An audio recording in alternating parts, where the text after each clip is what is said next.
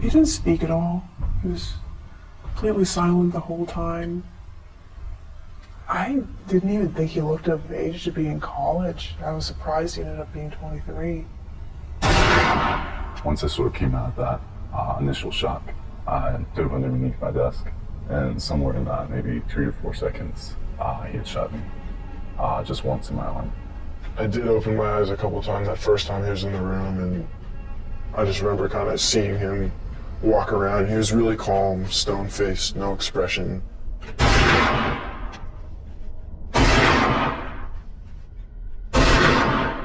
We fired 20 shots total and went down the hall to the next class. And at that point, our class was just decimated. Nobody was moving, nobody was screaming. There was just this overwhelming smell of gunpowder in the air. You could almost see it. It was like darkness had fallen on the room. I think I realized that it really couldn't have been fake because the guy to my left, not only was he shot multiple times in the torso, he puked because of the pain, I imagine. I remember thinking when he was shooting everybody, what a coward. He thinks he's doing a noble thing and he thinks he's being like a big shot or something by killing people, but these people are defenseless.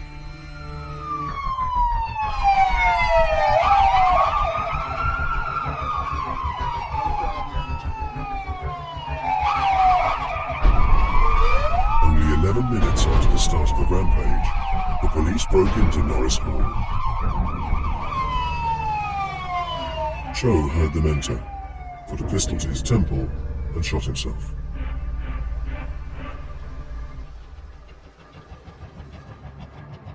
One of the first on the scene was Sergeant Matthew Brannock.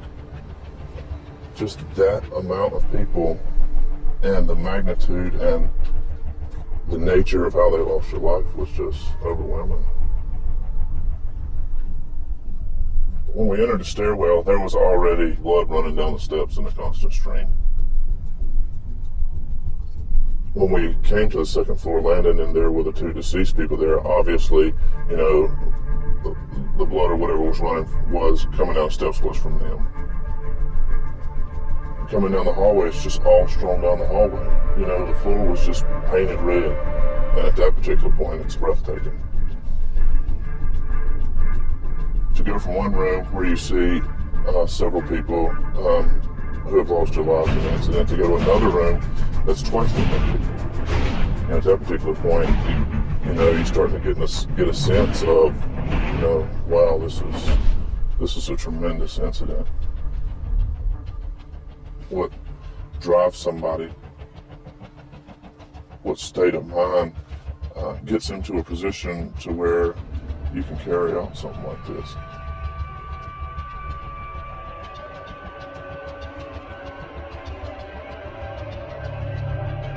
That morning, Seung-Hui Cho had killed 32 people and injured many more.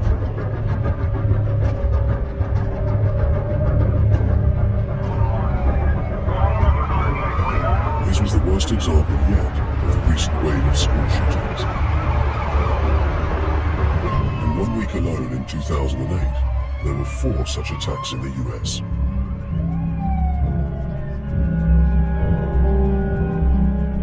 Why do men like Cho, and it's almost always men, commit such outrages?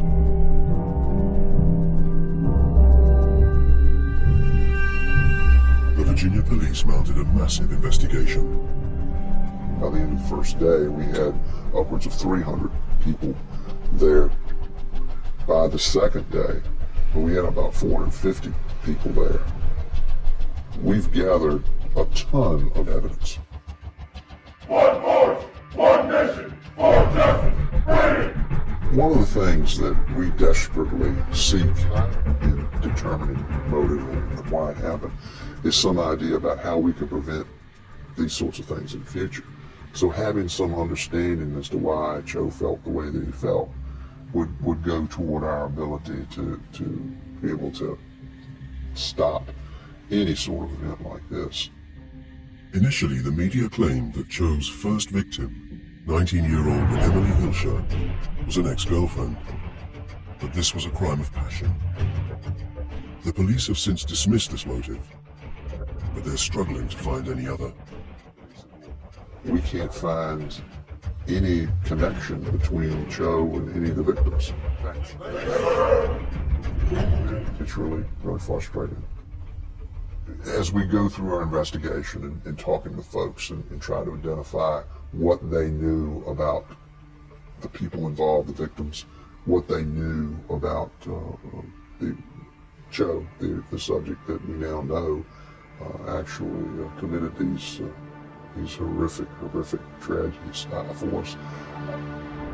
We still at this point haven't learned why. It's like to be spit on your face and have trash shoved down your throat. Do you know what it feels like to dig your own grave? Do you know what it feels like to have your throat slashed from ear to ear? Do you know what it feels like to be torched alive? After I lived with him and saw him, I never saw him picked on. Nobody ever bullied him, pushed him around.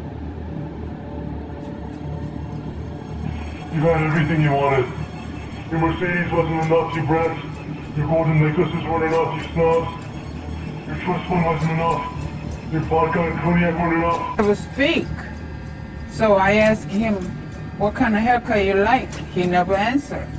So then Dad said, why don't you answer Lady? Ask you, how'd you like your haircut? And then he still don't answer. He just look at me like that. All the time for 2 years. Yeah, hardly speak any. I asked him, Mom, I say, did he talk any? She say, yes. When sisters around and they talk. He don't speak, it don't mean he's a bad. Because he don't speak. My memories of him are being alone, being isolated, more importantly though, just being pretty invisible. A person that no one really noticed. Cho sat immediately next to me. I just remember he was really, really quiet. And we used to try to okay, let's try to get him to interact. And hey, so what are you doing this weekend? Are you going to the movies? You have a girlfriend? Just asking any questions that we would ask any other high school guy. He would communicate with us either with a head nod or, I described it as a grunt. At the end, he did say a few words to me, really quiet, kind of drawn out. I don't want people to see him as a bad guy. I think that he was a very lonely guy. He was a good guy, at least for as long as I knew him. Most notable that I always have remembered was the pain of his shows. No eye contact, really nodding. He would break out in his sweat. That he would seem to really freeze, that he really was unable to respond. Really a palpable pain, just with his anxiety, if any question was put to him. Cho's inability to communicate was so severe that he was given art therapy. This is usually used for much younger children, but it meant he didn't have to speak. It certainly provided one point of human contact, one person that he could be with some ease, without high demands, that could be responding to him every week, at least for that hour. His therapist decided that they needed a psychiatric consultation. She was concerned that he was depressed. She was concerned that he might be having suicidal thoughts.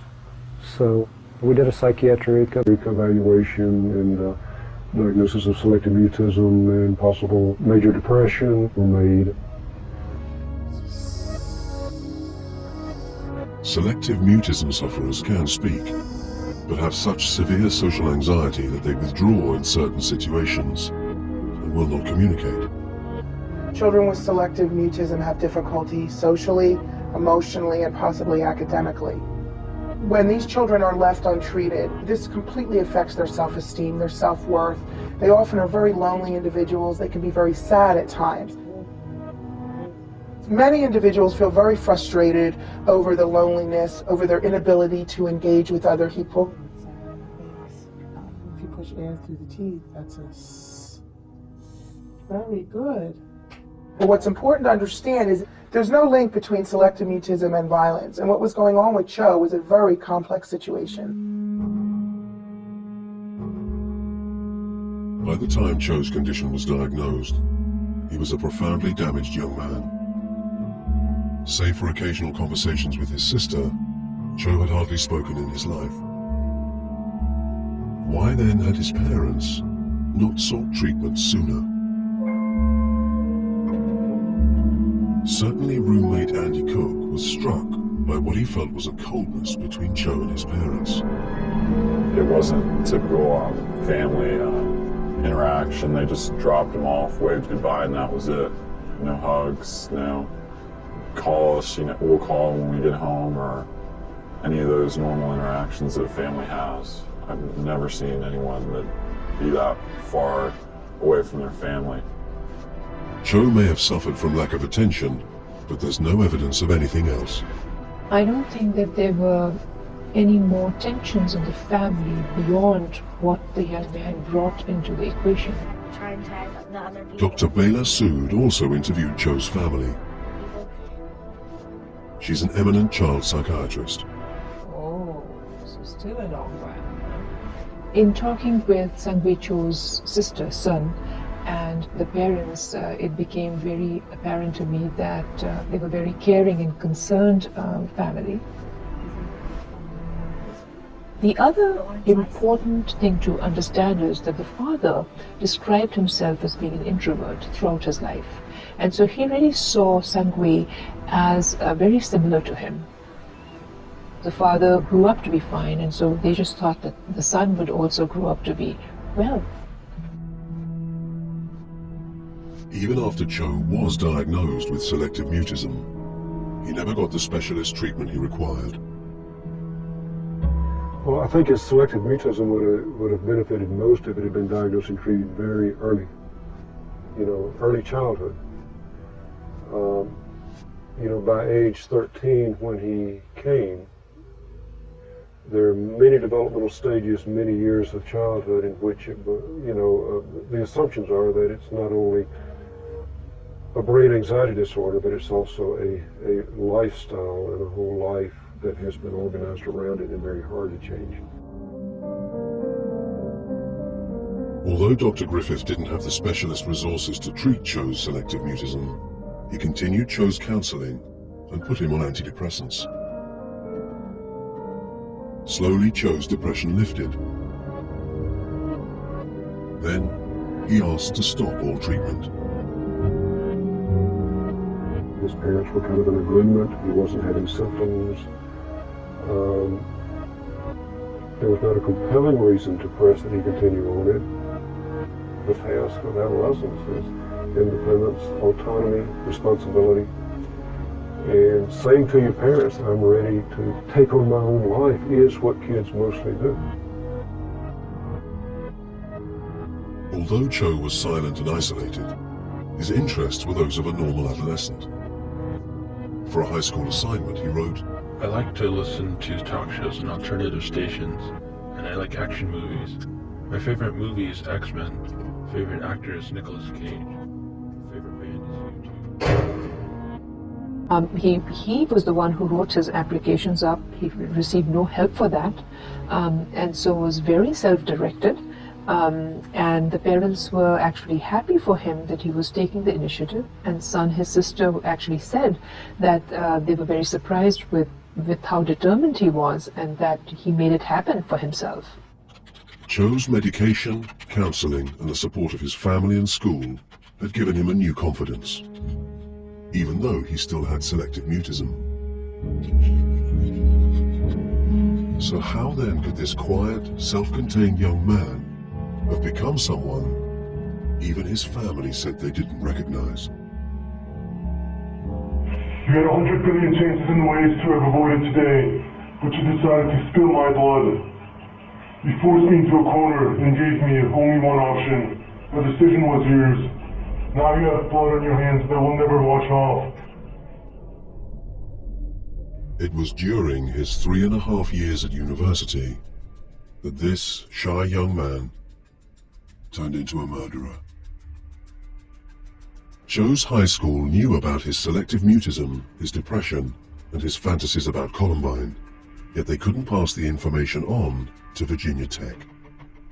Disclosure of any disability is considered a private matter, and neither Cho nor his parents chose to offer it. I really did try to discourage him from launching into a career too quickly because I thought he'd be rejected. The novel was a romance in a way about someone seeking love and redemption, really. But, you know, he was not a great writer and he didn't have a great deal of insight, so it was more like a kind of teenage angst thing. I explained to him why it was really important to think about taking many classes over many years and honing your craft.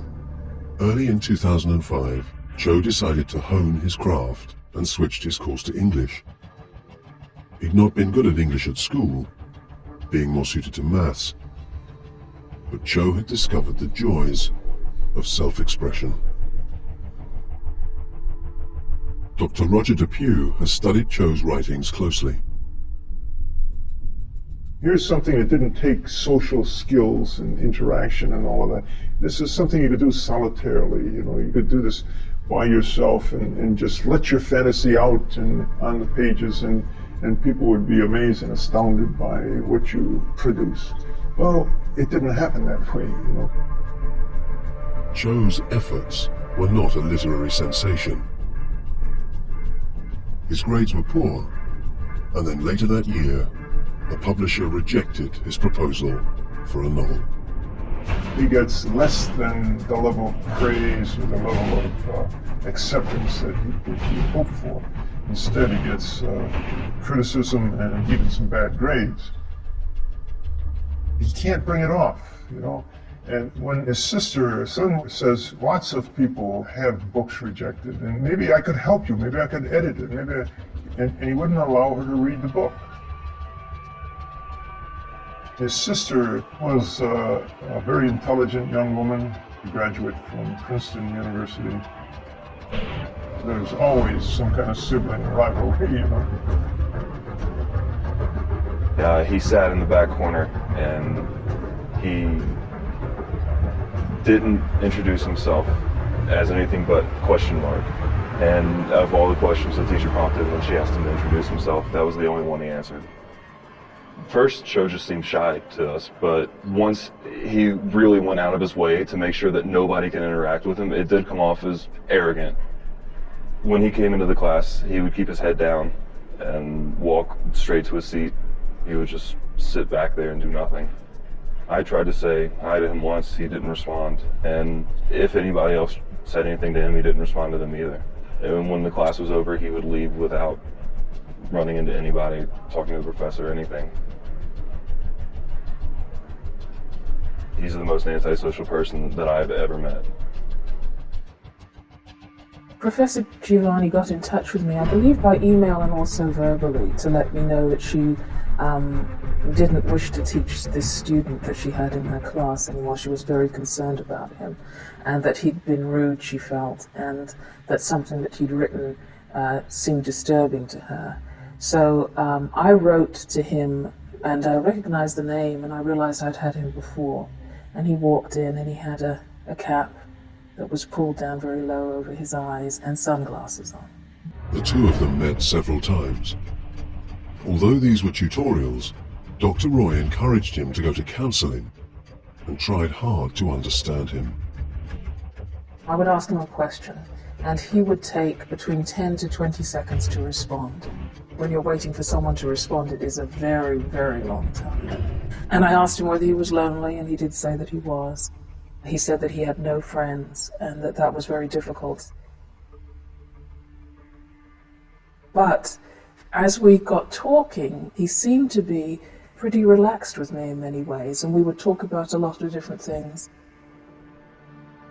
It seems to me ironic that the condition that he seems to have suffered from, I've now learned, is selective mutism, because it did seem very selective to me in the sense that he chose when he would speak, and he could speak with very eloquently if he wanted to, but he could also be very silent when he wanted to, and he seemed to use that silence in much the same way as he used his sunglasses and his hat, both as a way of hiding behind this persona he'd built, this mask he'd built, but also as a way of intimidation, of making sure that you knew that there were things about him you couldn't know. There's always a very dangerous combination with young writers where they are both very, very insecure and incredibly arrogant. He seemed to have both of those things.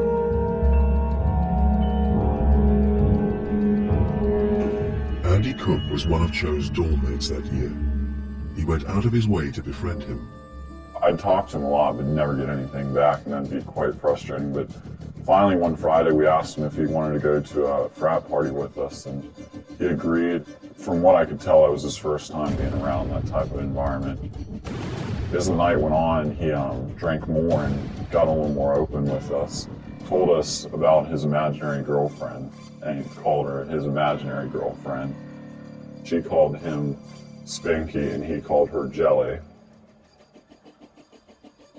We went back to a friend of mine's dorm, and Sung kind of goes without prompting, you know, you want to see something cool, and that was really unusual for him to initiate conversation. And he pulled out a knife and just started stabbing the carpet, kind of slow and deliberate. I guess he was trying to grab attention.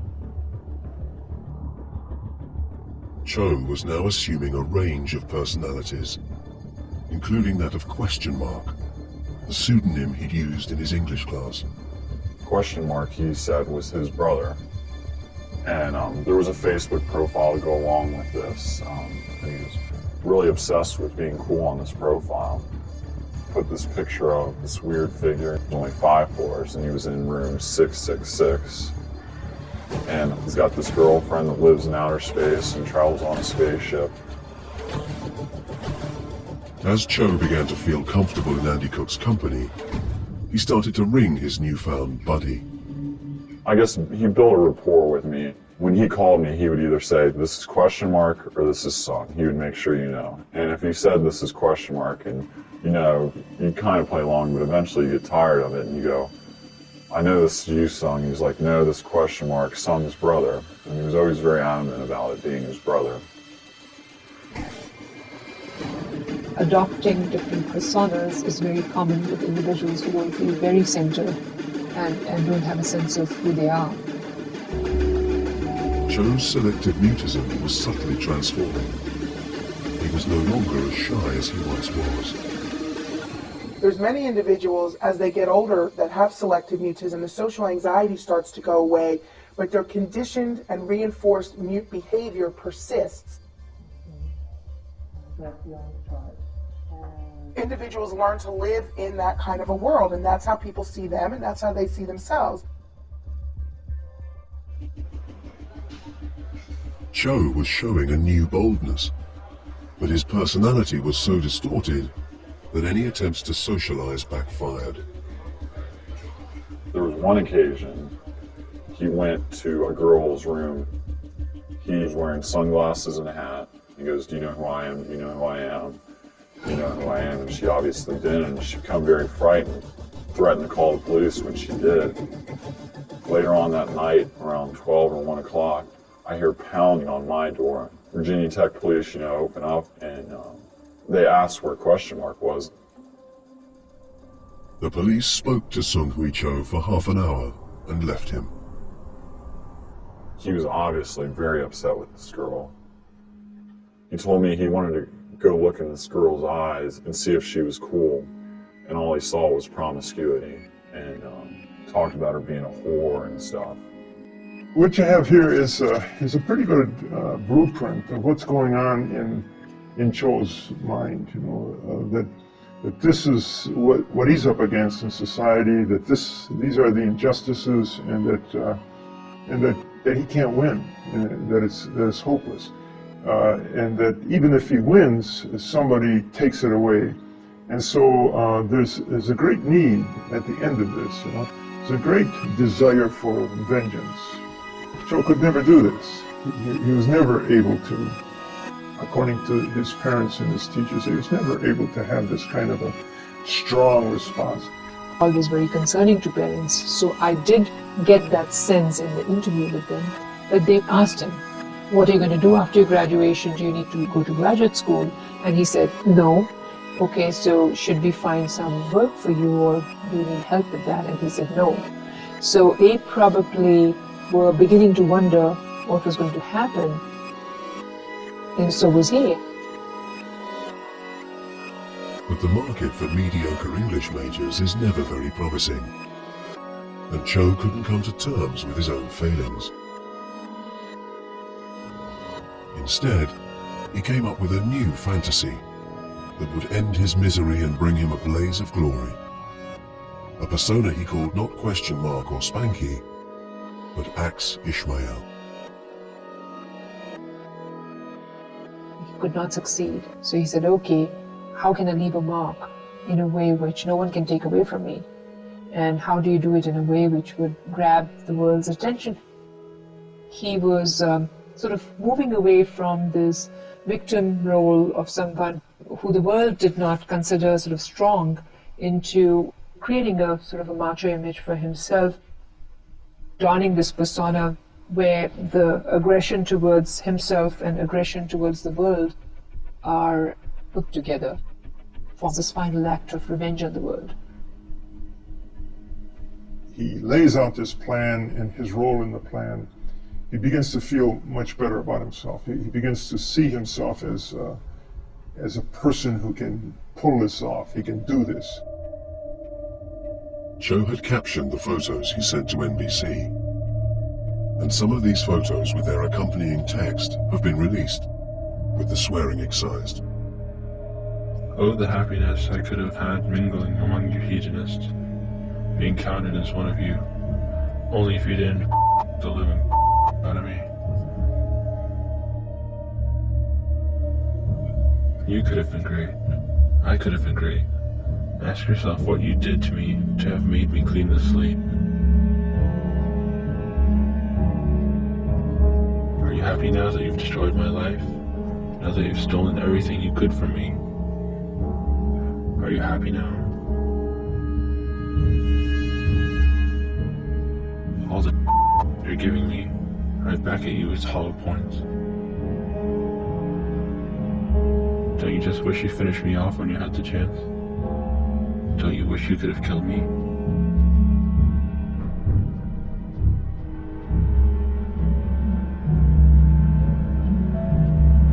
Let the revolution begin.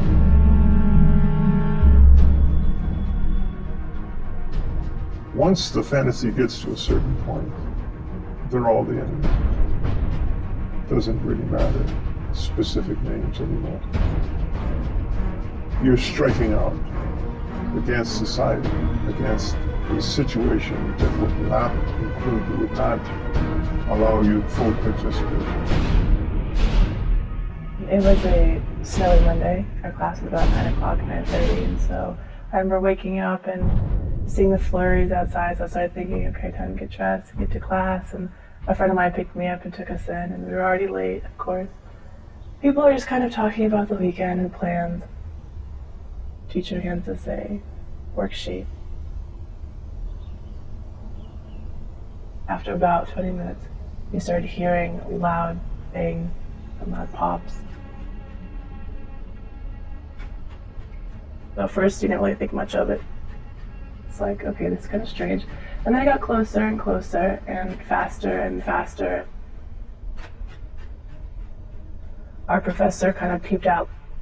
She's a very calm woman, but her face kind of got this alarmed look. She closed the door, said, call 911. 2 other students jumped up with her and barricaded the door. This whole time you're in complete shock, and I remember thinking, like, what's going on? This can't be real. We all dropped to the floor and got the quickest protection we could find. That's when he came in and he pushed right through a couple of desks, pushed them out of the way, and I remember I was under the desk, hunched under it, and I looked to the left. And at this point I'm still thinking that this is some kind of drill, maybe. And yeah, he started shooting. He went straight down the aisles. Very planned, very deliberate, very determined. No emotion at all.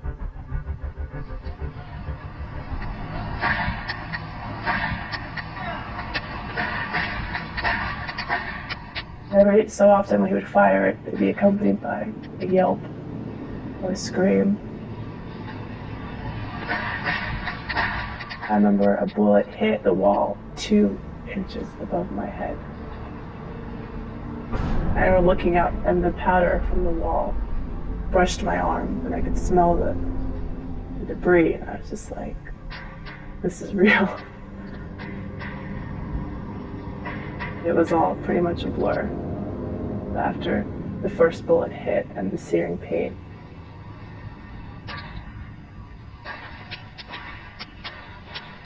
I was hit several times. One was in my back, my lower back. One was in my buttock. Then my foot was the third one. And that was a ricochet. I think it went straight through. My body had never felt so cold. I remember my throat was dry. I was just kind of gasping for air the entire time. He left our room at some point. I remember hearing people in our classroom just whispering, hush, don't move, don't talk. I remember hearing a lot of coughing and gurgled noises. Cell phones started going off, but it was pretty quiet for the amount of pain and suffering that was going on. He came back a couple times, make sure people weren't alive. Once the first police knocked, it was like, okay, we're gonna get saved. They crashed to the door. I remember seeing the black SWAT team. They looked around. One of the policemen said, "We've got a lot of black." I remember thinking, what does that mean? And then he went to the girl next to me and called that a black, and all of a sudden I realized, oh, black means they didn't make it